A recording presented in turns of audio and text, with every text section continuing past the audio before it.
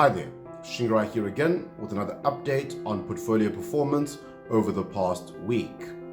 On a one-week basis, 9 out of 10 of the CBAM portfolios outperformed their respective benchmarks, with returns ranging from 10 basis points in portfolio number 1 up to 1.58% return on the week for portfolio number 5. The detractors from performance, we've seen some weakness in the fixed income space, and we do see some pullback from Vanguard USD corporate bonds,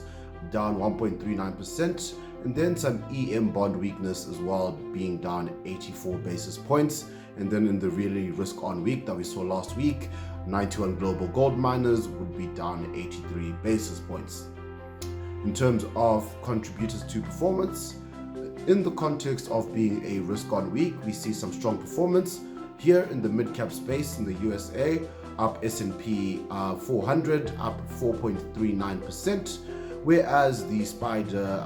US Dividend Aristocrats and the iShares S&P 500 have been up north of 2.35% in the week.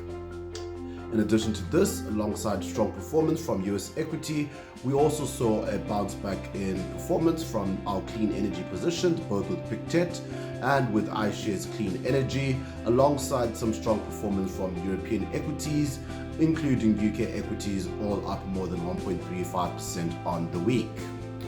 On a year-to-date basis, 8 out of 10 of the CBAM portfolios outperformed their respective benchmarks, with returns ranging from 79 basis points for CBAM portfolio number 1 up to 10.09% for CBAM portfolio number 5, really reflecting the risk-on environment that has continued to be the narrative coming into 2021.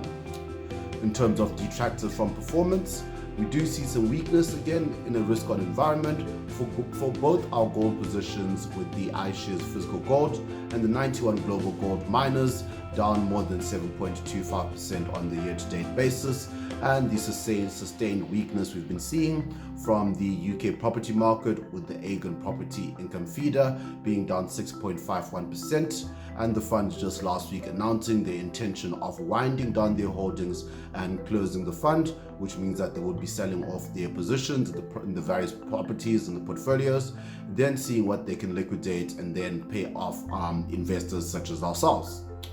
In terms of contributors to performance, we do see the narrative for continued strength in the Indian subcontinent fund through equity, and that would be up 21.99%. And then again, some strong performance from both small cap and mid cap US exposure, being up north of 16.31% on a year-to-date basis, and again really reflecting here that cyclical sort of